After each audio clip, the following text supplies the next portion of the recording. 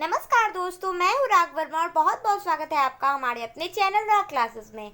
और जैसा कि आपको पता है, आज हम पढ़ने वाले हैं क्लास 12 की जो हिस्ट्री है उसके फर्स्ट चैप्टर ईंट मनके एवं अस्थिया के सारे क्वेश्चन आंसर, जो कि डायरेक्ट आपके बुक से लिए गए हैं, जो आपका एनसीईआरटी का बुक है। तो इससे पहले मैंने चैप्टर का वीडियो बनाया है, अगर आप वो नहीं देखें तो पहले वो देख लेना, ताकि आपको क्या हो अच्छे से समझ में आ जाए और आपको सारे आंसर पे याद आते जाएगा कि मैंने चैप्टर में ये बात आपको अच्छे से समझा दी थी। तो ऐसे वीडियो देखना थोड़ा इजी हो जाता है। तो चलिए हम स्टार्ट करते हैं हमारे पहले क्वेश्चन से कि हड़प्पा सभ्यता के शहरों के लोगों को उपलब्ध भोजन सामग्री की सूची बनाइए। मतलब वो जिस तरह का भोजन करते थे, हमें उनकी सूची तैयार करनी है। इन वस्तुओं का उपलब्ध कराने वाले समूहों की पहचान कीजिए और किस साधन से उन्हें ये वस्तुएं प्राप्त होती थी, हमें उसकी भी सूची बनानी है। तो आप देखो, हम यहाँ पे लिखते हैं उनकी भोजन सामग्रियाँ क्या क्या थी वो। तो सबसे पहला है कि पेड़ पौधे के उत्पाद, मतलब ऐसी चीज़ें जो पेड़ पौधे से प्राप्त होते हैं, जैसे फल हो गए, सब्जियाँ हो गई, साग हो गए वगैरह वगैरह। फिर है अंडे, मांस और मछली, ये किससे प्राप्त होता है? तो ये जीव जंतुओं से प्राप्त होता है, ये हो गया। फिर है विभिन्न प्रकार के अनाज, जैसे गेहूं, जौ, चावल, सफ़ेद चना, दालें और तिलहन आदि हमें मिले हैं। ये मैंने आपको बताया था चैप्टर में। ये क्या मिला है? बहुत सारे अनाज मिले हैं, जौ मिले हैं, गेहूं मिले हैं, सफ़ेद चना, ठीक है, दालें और तिलहन। फिर दूध, घी, दही, संभवतः शहद भी। पुरातत्वविद ने हड़प्पा से प्राप्त जले हुए अनाजों के दानों और बीजों और हड्डियों द्वारा सहायता से वहाँ के लोगों के खान पान के आदतों का पता लगाया है। मतलब वो किस तरह पता लगाते हैं? तो जो वहाँ पे हड्डियाँ मिली है, ठीक है, बीजे मिले हैं, उनसे पता चल जाता है कि वो किस तरह के भोजन को करते थे। फिर आप देखो, हड़प्पा के लोग अधिक मात्रा में पेड़ पौधे के उत्पादों और जानवरों से प्राप्त उत्पादों का सेवन करते थे तथा भेड़, बकरी, गाय आदि को दूध के लिए पालते थे, ठीक है। मतलब हमने क्या किया था, सेकंड क्वेश्चन जो था मैंने आपको वहाँ पे बताया था कि उसमें हमें किस चीज़ों से प्राप्त होता है ये लिखना है। तो आप यहाँ पे इस तरह लिख सकते हो। देखो ये क्या है, क्वेश्चन आंसर हिस्ट्री का है, तो हिस्ट्री में बहुत ज़्यादा लिखना पड़ता है, लेकिन अगर आप चीज़ों को समझ लो ना अच्छे तरीके से और शॉर्ट में, क्योंकि समझने के लिए आपको उतना नहीं समझना है, बस मेन जो याद करने वाली बातें हैं उसे आप याद कर लो, बाकी तो आप खुद लिख ही लोगे, मुझे पता है। तो देखते हैं हम सबसे पहले कि जो दूध है वो किससे प्राप्त करते हैं। तो उसके लिए भेड़ हो गए, बकरी, गाय, भैंस, ये सबसे दूध मिलता है। फिर मछली, हिरन, सांभर, बारहसिंगा और सुअर किसके लिए होता था? तो ये मांस के लिए इनका पाला जाता था। पूर्व और प्रौढ़ हड़प्पाई लोग द्वारा इसी भोजन का उपयोग किया जाता था। और जो नए मतलब हड़प्पाई लोग थे, या फिर उसी में मतलब होता है ना, कुछ लोग नए जनरेशन के होंगे, कुछ पुराने जनरेशन के होंगे, तो लेकिन इस तरह के जो भोजन होते थे ना, वो सभी तरह के हड़प्पाई लोग करते ही थे। गुजरात के लोग दुधारू पशुओं को ज़्यादातर पालते थे, और जो गुजरात साइड के लोग थे ना, वो क्या करते थे कि दुधारू पशु को ज़्यादा पालते थे ताकि वो मिल्क उससे ज़्यादा उनको मिल पाए। मोहनजोदड़ो और हड़प्पा आदि की खुदाई में कछुओं की भी हड्डी प्राप्त हुई है। आप देखो, मैंने आपको चैप्टर में पढ़ाते वक्त बता दिया था कि वहाँ कछुओं की हड्डियाँ, फिर से घड़ियाल की हड्डियाँ, मछली की हड्डियाँ, ये सब मिली थी। तो पुरातत्वविदों ने क्या किया, इन सब से अंदाजा लगाया कि वो इन सब चीज़ों का मांस खाया करते होंगे, ठीक है। सेल खरी की बनी नींबू की पत्ती स्पष्ट है, जो लोग नींबू, खजूर, अनार, नारियल जैसे फलों से भी परिचित रखते थे, ठीक है। मतलब आप देखो कि वो किस किस का सेवन करते थे, तो वो नींबू हो गया, खजूर हो गया, अनार और नारियल। फिर आप देखो, अनाज के संरक्षण से पता चलता है कि हड़प्पा में अन्न का आगमन और निर्गमन शासन पर नियंत्रण होता था। यही नहीं, अनाज का विनिमय एक सबसे महत्वपूर्ण साधन रहा होगा। आप देखो, यहाँ पे ये भी पता चलता है ना कि वो लोग क्या करते थे, घर में भोजन को भंडारित करके रखते थे ना, स्टोर में, जिस तरह हम रखते हैं। तो इससे ये बात भी क्लियर होती है कि वो लोग क्या करते थे, उसका आयात निर्यात, यहाँ पे लिखा गया आगमन और निर्गमन, तो वही बात है, ये वो किया करते थे। तो ये सब मैंने आपको बता दिया है। फर्स्ट जो क्वेश्चन है उसके लिए इतना ही काफ़ी है। चलो हम सेकंड देखते हैं कि पुरातत्वविद हड़प्पाई समाज में सामाजिक आर्थिक विभिन्नताओं का पता किस प्रकार लगाते हैं, वे कौन सी विभिन्नता पर ध्यान देते हैं। आप देखो, मैंने आपको बताया था चैप्टर पढ़ाते वक्त भी कि क्या है कि अगर आपको लगता है ना कि ये जो समस्या है विभिन्नता की, जो विभाजन कर दिया गया है लोगों का, ये ना कि सिर्फ अभी है, ये इतिहास में भी आपको देखने को मिलेगी। सारे समाज दो भागों में हमेशा ही बटे हुए नजर आए हैं। ये आप देखो, विश्व की क्या है, सबसे पुरानी सभ्यता है, लेकिन यहाँ पे भी बंटवारा था। तो यही हमसे क्या कर रहा है, क्वेश्चन कर रहा है। तो पुरातत्वविद किसी संस्कृत विशेष के लोगों को जानकारी और आर्थिक भिन्नताओं का पता लगाने के लिए अनेक विधियों का प्रयोग करते हैं। इनमें दो प्रमुख विधियां हैं। आप देखो, इनकी जो विधियां है ना, वो दो तरीके से पता लगाते हैं। पहला क्या है, समाधान का अध्ययन, मतलब जो समाधान होते हैं, जैसे अंतिम संस्कार की जो प्रक्रिया होती है वो किस तरीके से होती है, पहले तो इससे पता चलता है। और दूसरा क्या है कि विलासिता की वस्तुओं की खोज। देखो, विलासिता की वस्तु मतलब ऐसी जो कीमती चीजें हो गई ना, जो बहुत मुश्किल से प्राप्त होती है। तो इन सब चीजों से पता लगता है ना कि क्या है कि पुराने जमाने में भी विभिन्नताएं थी। जैसे सबसे पहले हमने क्या किया, समाधानों के अध्ययन की बात की। जो अंतिम संस्कार किया जाता था या फिर दफनाया जाए, मतलब जो कुछ भी जो अंत्येष्टि संस्कार होते थे उसके बारे में वर्णन मिलता है। जैसे आप यहाँ पे देखो कि समाधान का अध्ययन सामाजिक और आर्थिक विभिन्नताओं का पता लगाने का एक महत्वपूर्ण तरीका है। जो समाधानों का अध्ययन होता है, आप क्या कर सकते हो, उसे देखकर ये पता लगा सकते हो कि समाज में किस तरह की आर्थिक विभिन्नताएं हैं। लोगों को ऊंच नीच करार दिया गया है, लोगों में अमीर और गरीब हुआ करते थे। ठीक है, हड़प्पाई समाधान का अध्ययन करते हुए पुरातत्वविदों को अनेक विभिन्नताएं दृष्टिगोचर हुई, मतलब बहुत सारी उनको विभिन्नताएं दिखी है। तो देखिए, ये सब तो बताने का मेरा कोई मतलब नहीं, ये तो आप खुद भी लिख सकते हो। देखो, जैसे क्या हुआ है ना कि जो कुछ मृतक के सामान्य रूप से गर्ते और गड्ढों में दफनाया जाता था। जो कुछ लोग होते थे, साधारण लोग होते थे, उनको साधारण से गड्ढों में, गर्ते में दफना दिया जाता था। किंतु सभी बनावट जो होती थी ना, सभी समाधानों की, वो एक तरह की नहीं होती थी। जैसे आप अभी देखो, कपड़े क्या है, कपड़ा नॉर्मल चीजें हैं, सभी पहनते हैं। लेकिन जो अमीर लोग होते हैं वो ब्रांडेड कपड़े पहनते हैं, महंगे कपड़े पहनते हैं। वहीं जो साधारण लोग हैं वो क्या करते हैं, साधारण कपड़े पहनते हैं। तो वही चीज है कि समाधान भी क्या होते थे, ये तो सभी लोग करेगा, अंतिम क्रिया तो सब करेंगे, लेकिन उनकी जो बनावट होती थी, उनमें जो ईंटों का प्रयोग होता था, ये सब में विभिन्नताएं नजर आती थी। जैसे आप यहाँ पे देखो कि क्या कहता था कि सतहों पर ईंटों की चिकनाई की जा गई होती थी। जैसे क्या है, घर तो सभी का होता है, किसी का मिट्टी का घर होता है तो किसी का संगमरमर का होता है। तो ये तो उसके पैसे पे डिपेंड करता है। अब उसके पास पैसा है तो वो क्या करता है, बिल्कुल चिकनाई से बहुत अच्छा समाधान बनवा लिया। जिसके पास पैसा नहीं, वो साधारण से अपना अंतिम संस्कार कर देता था। तो ये बात है। आप देखो, मैं क्या करूँगी, आपको लाइन बाय लाइन आंसर नहीं बताऊंगी, क्योंकि ये तो आपको स्क्रीन पे दिख रहा है। आप 2 मिनट पॉज करोगे और लिख लोगे इतने में। तो मुझे क्या है कि मैं अपने शब्दों में बताऊंगी ना, तो आपको याद रहेगा। क्योंकि आप देखो, बहुत सारी जगहों पे आप पढ़ते हो, बहुत सारे बुक पढ़ते हो, लेकिन सारा आपको याद रहता है, नहीं रहता है। लेकिन जो कुछ बातें होती है, जो टीचर्स बताते हैं या फिर मैं बता रही हूँ, ये सब कहीं ना कहीं आपके माइंड में रहता है। तो इसलिए क्या है कि जो बोल के आप सुनते हो ना, वो ज़्यादा मायने रखता है। आप देखो, ईंटों की चिकनाई वाले गर्त उच्चाधिकारी वर्ग और संपन्न वर्ग के समाधान रहे होंगे। बिल्कुल सही बात है। जहाँ ईंटों की चिकनाई नजर आएगी वो अमीर लोग होंगे, संपन्न लोग होंगे, और जहाँ पे क्या साधारण है वो साधारण लोग होंगे। फिर आप देखो, एक और खास बात है कि ये जो दफनाया जाता था ना, उनका सब उत्तर से दक्षिण दिशा में होता था। ठीक है, वो दिशाओं का भी ध्यान रखते थे। आप ये ध्यान रखना, मे भी ऑब्जेक्टिव में पूछ लिया जाए तो उत्तर से दक्षिण की ओर। ठीक है, कुछ कब्रों पर सब्र मृत भांड और आभूषणों के साथ दफनाए गए मिले, और कुछ पे क्या है ना कि जो मृत भांड हो गए, मिट्टी के बर्तन हो गए, ठीक है, या फिर आप देखो यहाँ पे तांबे के दर्पण हो गए, सीप हो गए, सुरमे की सलाइयाँ हो गई, आभूषण हो गए, ये सारी चीजें उसमें मिली हुई नजर आती थी।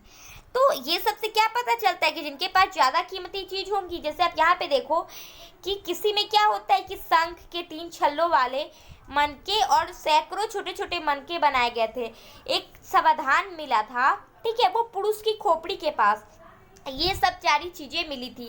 तो आप देखो, ये बनाने, ये क्या है, अमीर जो लोग होंगे, है ना, उन्हीं के पास तो इतनी सारी चीजें होंगी, तो वो रखे होंगे। फिर आप देखो, कालीबंगम में छोटे छोटे वृत्ताकार गर्तों की राखदानियाँ और मिट्टी के बर्तन मिले हैं। जो क्या है, छोटे छोटे वृत्ताकार के राखदानियाँ मिली है, मिट्टी के बर्तन मिले। देखो क्लियर सा वही बात है कि क्या है, किसी समाधान के पास महंगी चीज़ें मिली है और किसी के पास साधारण चीज़ें मिली है, लेकिन मिली दोनों के पास है। एक बात यहाँ पे ध्यान रखने है कि उल्लेखनीय कि संभवतः हड़प्पाई लोग शवों का बहुमूल्य वस्तुएं दफनाने में विश्वास नहीं करते थे, वो ज़्यादा कीमती चीज़ों को नहीं दफनाते थे। और एक बात ये भी यहाँ पे क्लियर है ना कि वो क्या करते थे ना कि मरणोपरांत जीवन में विश्वास करते थे। मतलब जो पुनर्जन्म होता है ना, कि मतलब एक बार मर गया इंसान वापस से उसका जन्म होता है, तो वो इस तरह के विचार को क्या करते थे, मानते थे, इस पर विश्वास रखते थे। तो ये हमारा पहला हो गया। फिर हम पढ़ते विलासिता की वस्तु से पता लगाना। तो देखो आपको यहाँ से अगर स्क्रीनशॉट लेना है तो ले लीजिए आप, ठीक है। अब हम आंसर देखते हैं कि सामाजिक और आर्थिक विभिन्नताओं के अस्तित्व का पता लगाने के लिए अन्य विधियां क्या है कि विलासिता की वस्तु हो गई। जैसे आप देखो यहाँ पे कि प्रथम वर्ग जो होता था, दो वर्ग बांटे गए थे, है ना। एक हो गया उच्च वर्ग जिसमें पदाधिकारी लोग होते होंगे, संपन्न लोग होते होंगे, और दूसरा हो जाता होगा सामान्य वर्ग। तो प्रथम वर्ग अर्थात उपयोगी और जो वस्तुएं हैं ना, उसको भी दो भागों में बांटा गया है। प्रथम में कौन है, जो उपयोगी वस्तुएं हो गई, जो क्या है ज़्यादा से ज़्यादा यूज़ में लिए जाते, जनरल यूज़ में। और कुछ ऐसी वस्तुएं हो गई जो क्या है कि मतलब कीमती चीज़ें हो गई। तो आप देखो कि पहले हम साधारण जो उपयोगी वस्तुएं उनकी बात करते हैं, जिसका उपयोग क्या करते हैं हम डेली लाइफ में, दैनिक उपयोगिता की वस्तु जैसे चक्कियाँ हो गई, मृद भांड हो गए यानी मिट्टी के बर्तन, सुइयाँ, छावा, ये सब क्या है डेली यूज़ के सामान थे। और आप देखो यहाँ पे सभी हड़प्पाई पुरास्थलों से प्राप्त हुए हैं, और ये सब जो सामान है क्या है, सभी जगह से प्राप्त हुए हैं। विलासिता की वस्तुओं के अंतर्गत वे महंगी अथवा दुर्लभ वस्तुएं सम्मिलित थी, जिसका निर्माण स्थानीय स्तर पर अनुपलब्ध पदार्थों और जटिल तकनीकों द्वारा किया जाता था। मतलब क्या है ना कि कुछ चीज़ें जो थी वो साधारण थी और कुछ विलासिता की वस्तु जो महंगी थी और जिसका हर जगह कारीगरी हमें देखने को नहीं मिलता था। तो ये दो तरह के सामान हमें मिले हैं। ऐसी वस्तुएं मुख्य रूप से हड़प्पा और मोहनजोदड़ो जैसे नगरों में मिली हैं, और जो कीमती वस्तुएं हैं ना वो ज़्यादातर कहाँ से मिली हैं, तो पहला हड़प्पा और दूसरा मोहनजोदड़ो। आप देखो ये जो दोनों स्थल है ना, इसको हड़प्पाई जो समाज था, सभ्यता, उसकी राजधानी कहा जाता था। तो देखो राजधानी क्या होगी और सब एरिया से ज़्यादा डेवलप्ड होगी, यहाँ के लोग ज़्यादा संपन्न होंगे, इसी कारण यहाँ क्या है कीमती चीज़ें हमें देखने को मिली है। ऐसा प्रतीत होता है कि हड़प्पाई समाज में विद्यमान विभिन्नताओं का प्रमुख आधार आर्थिक घटक ही रहे होंगे। और सही बात है, किसी भी समाज की जो विभिन्नता होती है वो पैसे पर ही, आर्थिक स्थिति पर ही डिपेंड हो करती है, ठीक है। आप देखो कोई भी इंसान जिसके पास पैसा होता है, लोग उसको ताकत दे देते हैं, उसको अपना मतलब क्या करते हैं कि पूरा डेडिकेशन दे देते हैं कि जो हो तुम ही हो। लेकिन भले ही किसी के पास कितनी भी योग्यता हो, अगर उसके पास पैसा नहीं है ना, तो लोग उसको क्या करते हैं, कहीं ना कहीं अपने से छोटा देखते हैं। तो ये लोगों की मेंटालिटी है और ये सभी समाज में, सभी सभ्यता में थी ही, ठीक है। आप देखो जो उच्च वर्ग होता था, पुरोहित हो गए, वो दुर्ग में रहते थे यानी महल में रहते थे, और जो साधारण लोग हो गए वो क्या करते थे, नॉर्मल से घर में रहते थे। आप यहाँ पे देखो अग्निवेद दिकाओं में धार्मिक अनुष्ठान करते थे। इस प्रकार पुरातत्वविद हड़प्पाई समाज में सामाजिक आर्थिक विभिन्नताओं का पता लगाते हैं। तो ये आपका क्लियर हो गया।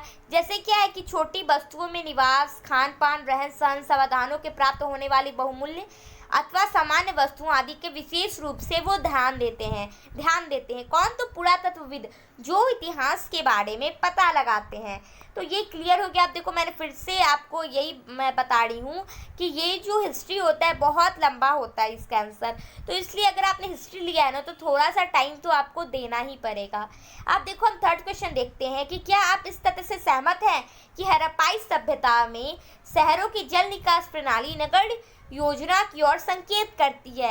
देखो ये मैंने आपको 2-3 बार बताया था डिटेल से हड़प्पाई सभ्यता वाले चैप्टर में कि क्या है ना कि वहाँ जो यहाँ जो जल निकास की प्रणाली थी, जो गलियाँ बनाई गई थी, जो नालियाँ बनाई गई थी, सब विशेषकर ग्रिड पद्धति पे बनाई गई थी। तो ये क्या नगर नियोजन के तहत बना था, ये हमें बताना है। तो चलो हम आंसर देखते हैं कि हड़प्पाई नगरों में सभ्यता वैज्ञानिक और व्यवस्थित ढंग से की गई थी। इस कथन से पूर्ण रूप से सहमत है कि हड़प्पा सभ्यता के नगरों के जल निकास प्रणाली नगर योजना की ओर संकेत करती है। मतलब क्या है कि मैं इस बात से पूर्ण रूप से सहमत हूँ।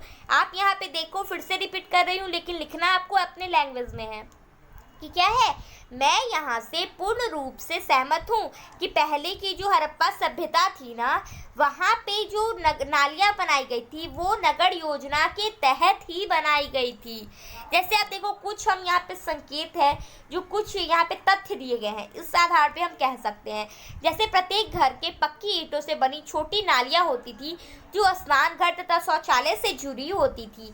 क्या है कि सभी घर में एक छोटी सी नालियाँ होती थी, जो या तो बाथरूम जो हो गया, स्नानघर हो गया, और जो शौचालय हो गया यानी टॉयलेट, दोनों से वो जुड़ी होती थी। उसका द्वार घर का गंदा पानी पास की नली में बनी हुई मध्य आकार की निकासी नालियों तक पहुंच जाती थी। आप देखो, नालियाँ तीन प्रकार की होती थी। एक पतली सी होती थी, एक मध्य आकार की होती थी, और दूसरा बहुत बड़ी सी होती थी। ठीक है, तो क्या होता था ना कि घर में जो नालियाँ होती है, अभी भी क्या होती है, पतली पतली नालियाँ आप देखोगे घर में होता है, किचन में, वॉशरूम में, बाथरूम में, तो सभी जगह। तो उसी तरह क्या है कि पहले भी होती थी। फिर वो नालियाँ निकल के हमारे रोड के किनारे जो नालियाँ सिंपल सी, वहाँ पे मध्य आकार की नालियों में मिलती है।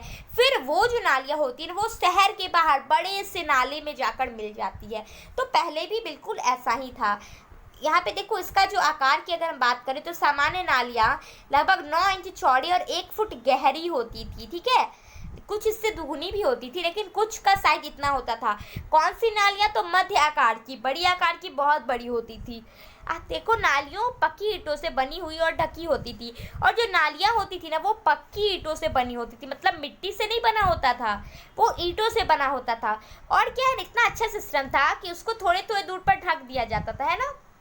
और इस तरह से ढका जाता था कि थोड़ी थोड़ी दूरी पे हम क्या कर सकते हैं, ये वाला पत्थर हटा के सफाई कर सकते हैं और वापस से उसको ढक दे सकते हैं, जिससे क्या हो, गंदगी ना फैले। तो बहुत अच्छे तकनीक से वो क्या करते थे कि साफ सफाई का ध्यान रखते थे। आप देखो कि क्या है कि ऐसा लगता है कि पहले नालियों के साथ गलियों का निर्माण होता था, और तब क्या है कि अगल बगल घरों को बनाया जाता था। ये तो मैंने आपको पहले भी बताया कि पहले क्या, आप देखो, इस तरह से गली का निर्माण होता था। ठीक है, गली का निर्माण हो गया, फिर नालियों का निर्माण किया जाता था, उसके बाद यहाँ पे घर का निर्माण होता था। समझे? तो पहले इस तरीके से बनाया जाता था। तो आप देखो यहाँ पे कि क्या है ना कि जो नालियाँ होती थी, वो जो सिंपल नालियाँ होती थी वो आयताकार ईंटों की बनी होती थी, और उसके कॉर्नर पे, जैसे नालियों का ये कॉर्नर होता है, यहाँ पे त्रिकोण ईंटें लगे होते थे। फिर यहाँ पे एक और है कि जो बड़े जो नालियाँ होती थी, मैंने आपको बताया, वो क्या है ना कि 6 फुट गहरा और संपूर्ण नगर के गंदे पानी को बाहर ले जाता था। इसकी जो साइज है आप देख लो, 6 फुट गहरा, मतलब बहुत बड़ा होता था। फिर जो मल जल निकास के मुख्य नालों को थोड़ी थोड़ी दूरी पर आयताकार हैदियाँ बनी होती थी। नालियों के मोड़े पर तिकोनी ईंटों का प्रयोग किया जाता था, यह भी मैंने आपको बताया। घरों का कूड़ा करकट नालियों में नहीं, अपितु घरों के बाहर रखे हुए ढके कूड़ेदान में डाला जाता था। देखो कितना अच्छे सिस्टम था कि जो पानी है, गंदा पानी निकल रहा है, वो नालियों से निकलेगा, लेकिन जो कूड़ा करकट हो गया, दैनिक कचरा जो निकलता है ना घर से, उसके लिए उस वक्त भी घर के बाहर कूड़ेदान होते थे। तो ये देखो कितने अच्छे, मतलब अच्छी सभ्यता थी, बहुत डेवलप्ड थी। आप देखो क्या है कि अनेक छोटी बस्तियां भी मिली है और कुछ शहर भी मिले हैं, है ना। तो ये हम नहीं कह सकते कि इनकी जो प्रणालियां थी ना वो बड़े शहर तक ही सीमित थी। लेकिन एक बात ध्यान देने योग्य है कि भले ही क्या हो, जैसे आप देखो लोथल का जो निवास स्थान का निर्माण मिला है ना, वहाँ पे घर भले ही कच्ची ईंटों के बने होते थे, लेकिन नालियाँ उस वक्त भी पक्की ईंटों की ही बनी होती थी। मतलब साफ सफाई का पूरा ख्याल रखना है। भले ही क्या है घर हमारा मिट्टी का हो, लेकिन साफ सफाई अच्छे से होनी चाहिए। और इससे ये भी क्लियर होता है कि पहले क्या किया गया था, सभी जगहों पे नालियों का निर्माण कर दिया गया था। उसके बाद लोग अपनी स्वेच्छा के अनुसार, अपनी मतलब जिनके पास जितना पैसा है, अपनी कैपेसिटी के अनुसार वो उस तरीके का घर बनाते थे। तो ये आपका थर्ड क्वेश्चन भी क्लियर हो गया। अब हम फोर्थ की बात करते हैं कि हड़प्पा सभ्यता में मनके बनाने के लिए प्रयुक्त पदार्थों की सूची बनाइए। देखो मनके के बारे में मैंने आपको बताया था, जिस तरह क्या होता है कि ज्वेलरी हम पहनते हैं मोतियों की, मतलब मोती आप जानते हो कि सीमेंट का जो बहुत ही ट्रेडिशनल लगते हैं, पत्थर के जो होते हैं ज्वेलरी, तो उसमें ना इसी आकार के पत्थर लगे होते हैं। और आप देखो कि बहुत सारे लोग इसे पसंद करते और पहनते हैं। तो अलग अलग आकार के बनाए जाते थे, तो ये पहले से होते थे। तो हमें वही बताना है कि वो जो मनके होते थे वो किन पदार्थों से बनाया जाता था और उनका आकार क्या क्या होता था। तो देखिए, इसके लिए जो पदार्थ है ना, वो है कार्जिलियन, जैस्पर, स्फटिक, क्वार्ट्ज और सील खरी। ठीक है। और आप देखो कि पत्थर, तांबा, कांसा और सोने जैसे धातुएं और फ्योन्स की पकी मिट्टी आदि, ये सब सारे क्या थे, तो ये पदार्थ थे जिससे ज्वेलरी तैयार की जाती थी। और इसको है ना बहुत ज्यामितीय आकृति मतलब क्या है कि बहुत तरह तरह का अलग अलग आकार दिया जाता था और अलग अलग कलर भी दिया जाता था, रंग बिरंगा बनाया जाता था। और मनकों के अलग अलग तरह की कृतियाँ और रंगों का इस्तेमाल होता था। आप यहाँ पे देखो कि तकनीकी दृष्टि से मनके पर अलग अलग तरीकों से कार्य किया जाता था। अब देखो, मैं आपको सिंपल में, आप देख लो, स्क्रीनशॉट लेना है तो ले लो, मैं सिंपल में बताती हूँ। सेल खरी जो एक पत्थर होता था ना, वो बहुत ही मुलायम पत्थर होता था। तो उसको लेकर क्या किया जाता था, चूर्ण बनाया जाता था, मतलब पीस लिया जाता था बिल्कुल आटा की तरह। फिर उसमें उसका लेप बनाया जाता था। जैसे हम आटा क्या करते हैं, गूंथते हैं जिससे रोटी बनता है, तो उस तरीके से बनाया जाता था। और उसको जिस आकार में बनाना होता है उस तरह की सांचे में उसको वो डालते थे। और उस तरह का जब वो बन जाता था, फिर उसको मतलब जो भी आकार देने, वो ज्यामितीय आकार दे देते थे। फिर उसको अगर कलर देना है तो अकीक का लाल कलर देते थे, फिर पकाकर उसका कलर चेंज कर देते थे। तो इस तरीके से वो बनाते थे। और जो बड़े आकार के पत्थर हो गए, फिर बहुत सारे ऐसे मनके जिसमें बहुत अलग अलग तरीके के छोटे छोटे पत्थर को जोड़ दिया जाता था, तो उनको जैसा बनाना होता था उसको बना लिया करते थे। तो ये थी मनका बनाने की विधि। फिर उसको क्या किया जाता था, अगर उसको अच्छा से लास्ट टच तो दिया जाता था, उसके लिए उसको घिसाई करी जाती थी, मतलब जिससे वो प्लेन हो जाए उसका सरफेस, और पॉलिश कर दी जाती थी और उसमें छेद कर दी जाती थी, ताकि क्या तागा जो है वो इस साइड से दूसरे साइड तक जा सके। तो इस तरीके से मनके बनाया जाता था। ये भी क्लियर हो गया। फिर देखते हैं फिफ्थ क्वेश्चन कि दिए गए चित्र पर ध्यान और उसका वर्णन करिए। देखो, आपकी क्वेश्चन में एक चित्र दिया गया है, तो यहाँ पे वो नहीं है, लेकिन आपके पास बुक तो है, वहाँ से देख लीजिए। तो हमें क्या वर्णन करना है ना, कि सब किस प्रकार का है और कौन सी वस्तुएं रखी गई है, क्या शरीर पे कोई पूरा वस्तु है, और इसमें कंकाल के लिंग का पता कैसे चलता है, मतलब वो स्त्रीलिंग है, पुल्लिंग है, मतलब क्या है, जेंडर उनका कैसे पता चलता है। तो ये हमें बताना है। आप देखो, एक और बात को समझो, ज़्यादा ध्यान नहीं देना। आप देख लो, इस तरह के पिक्चर आपकी बुक में दिए गए हैं। क्लियर। तो अब आप देखो कि क्या है ना, कि हमें इस पे ज़्यादा ध्यान नहीं देना है, क्योंकि क्वेश्चन तो एग्जाम में पूछना नहीं है।